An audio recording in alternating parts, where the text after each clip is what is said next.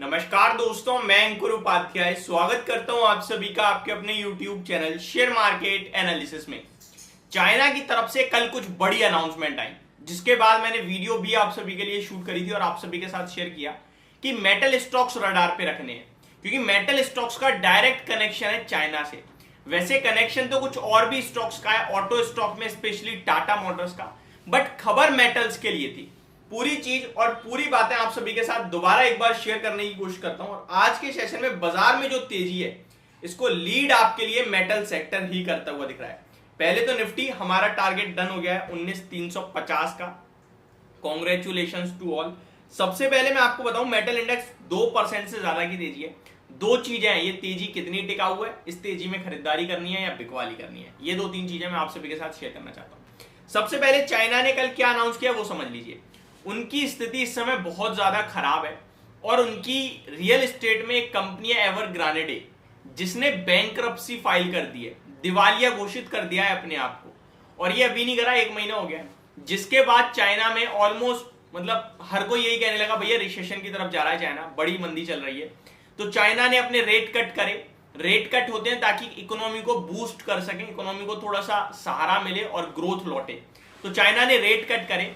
अब यहां पे फ्रेश खबर ये आई है चाइना की तरफ से कि चाइना अपनी रियल एस्टेट को, जो पूरी तरीके से रिसेशन में चला गया है, उसको बूस्ट देने के लिए कुछ नए रूल लेके आया है।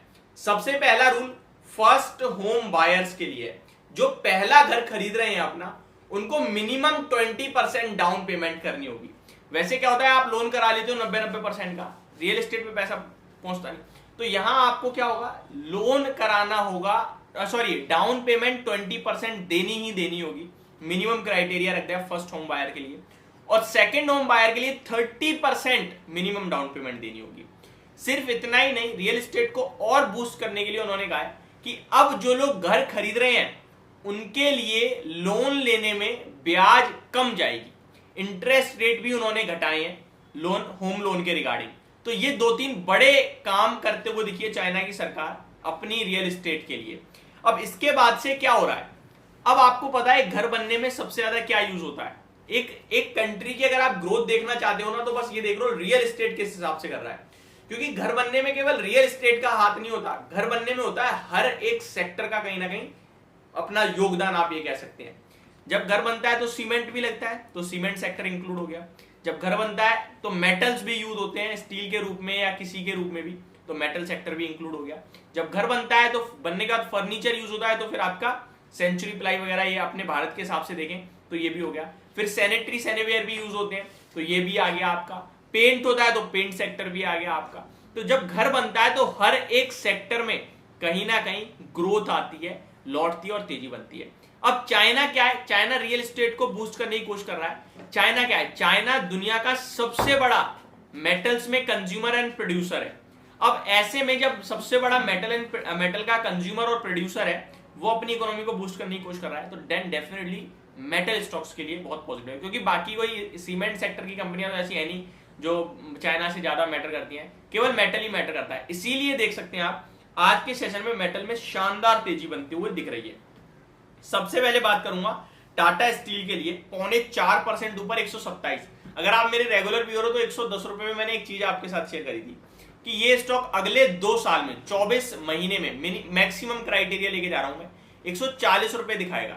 अगर आप लोग एग्री करते हो तो आप खरीद लो यहां से 30 रुपए, यानी ऑलमोस्ट 15-20% के, लगभग 25-30% के आपको रिटर्न मिल जाएंगे।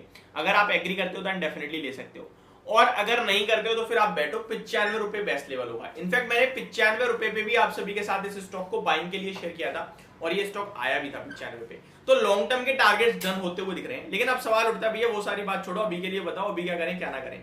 तो जो तेजी बन रही है ना इस स्टॉक में या इस पूरे के पूरे मेटल सेक्टर में, वहां पे मेरे को लगता है थोड़ा वेट करना चाहिए, इतनी जल्दी भरोसा नहीं करना चाहिए। बाकी स्टॉक स्पेसिफिक एक्शन काफी बढ़िया है, काफी बढ़िया टेक्निकल व्यू हो रहा है।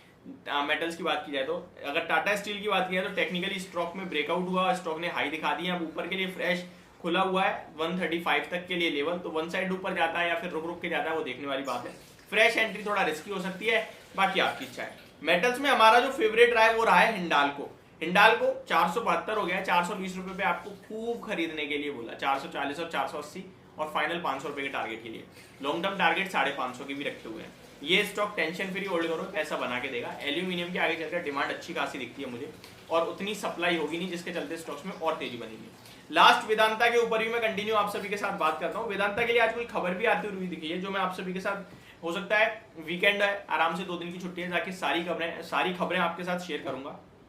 स्टॉक कुछ खास नहीं कर रहा है, सपोर्ट है स्टॉक में 215 से लेकर 220 के बीच में। हमने पहले ही आपके साथ 233 रुपए पे एक इंस्टॉलमेंट डाला हुआ है, बाकी जब गिरेगा तभी इंस्टॉलमेंट डालेंगे, उससे पहले नहीं।